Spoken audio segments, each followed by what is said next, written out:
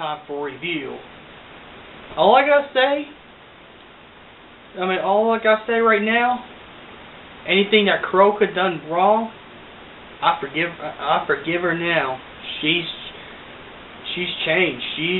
Her character evolved. I forgive Croca. Just slipped away. Near without you. Shed light. I can't see the moon. Stop. Wake me up. Tell me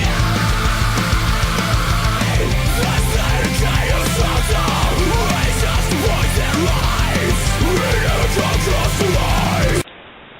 Now it's time to start this review. And this review is brought to you by Taco Bell. For the double dealia. It's a man's quesadilla now. Well, I don't want to sound like that.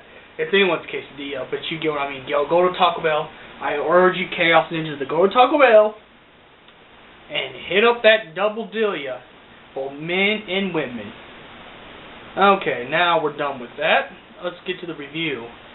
I missed episode 4 review. I had some things going on. That's why I'm wearing a suit to make up for it. I don't know if it's going to make for it, but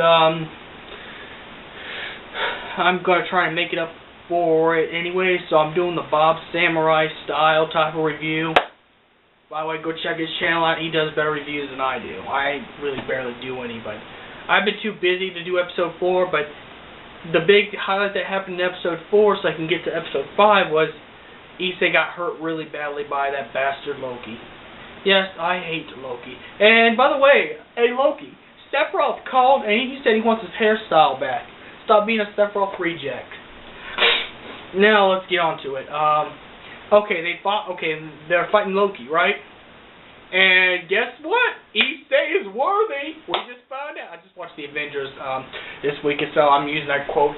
Issei is worthy. He got that Thor hammer and smashed the crap out of Loki. But Loki, you know, being a coward he is, and a Sephiroth reject, Loki just disappeared. Like, what? What?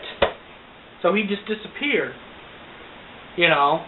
But before that, this is why I say Croca has finally earned a place in my heart again.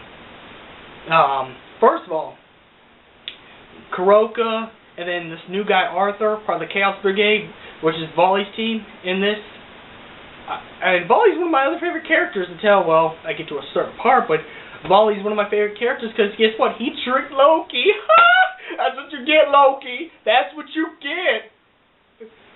You know?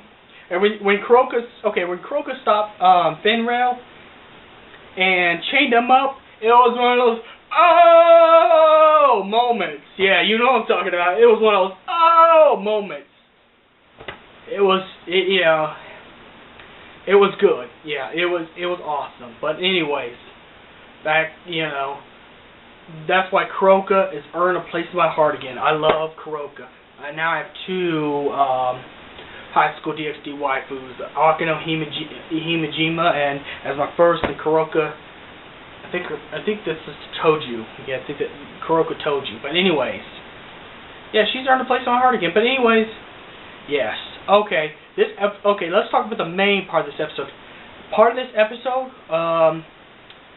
actually not part of it, because that was just only the first part.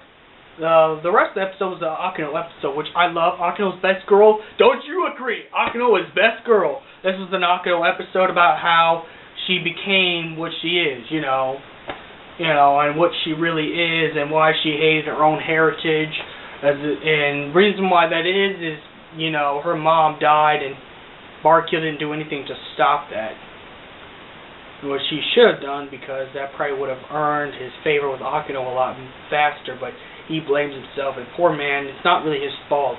It was actually one of Akino's mother's relatives that killed Akino's mother, and told Akino is because her father was, you know, an abomination. And every time I talk about religion, you know, these type of religious fanatic type of people, it just pisses me off. So I'm not going to even go there, but, you know, honestly, I think Barkil should just put a lightning right through that guy's heart. I think right when he was there, he should just put a lightning. No one's gonna do anything to Barkeel. What's the police gonna do? What is the police gonna do with the kind of power Barkeel's gonna have? It'd be, it'd be an accident. It'd be looked at as an accident if he would have struck that fanatic's heart. I guess then again there would be more fanatics coming after the family, and they'd probably end up killing Akeno too if he did that. But he should have done something. But nonetheless, I'm happy at the end that Akeno and her father settled their differences, and now they're a complete team. And I'm happy for that. That was the most feels moment ever. That was so touching to me. That was a feels moment because I think he really wants to do what's right by her. I think he really wants to protect her because he messed up not protecting her mom.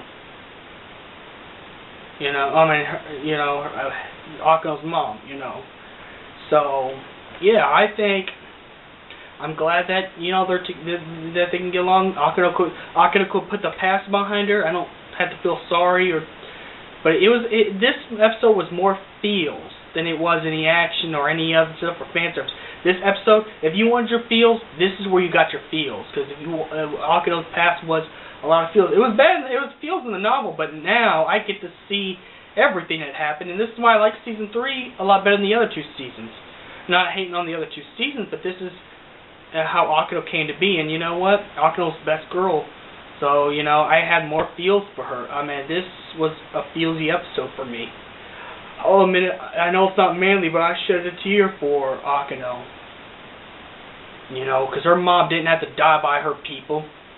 I wish Barkeel would have just stroked that guy in the heart. I just wish that would have happened. That's all. I wish that. That guy, it reminds me of Free Selzen and Vulper.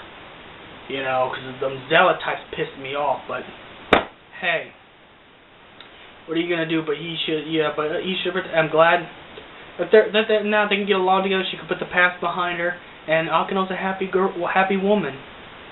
So we'll see what happens, and I hope next episode they kick Loki's ass. And Loki, stop being a Sephiroth reject. And Sephiroth called him. He said he wants his hairstyle back. But seriously, I really want Loki to get his ass whooped bad. If Volley ends up doing it, well, that kind of ruined because he ended up beating Crocodile. But if he does this, Volley would earn my spot as one of my favorite male characters in the series. But Kuroko told you, or whatever, I forgive her. She's got a place in my heart again. And this episode, I give a 10 out of 10. Because, and sure, it had no fan service. And had less action because it finished the battle between Loki and them. But this episode had the feels.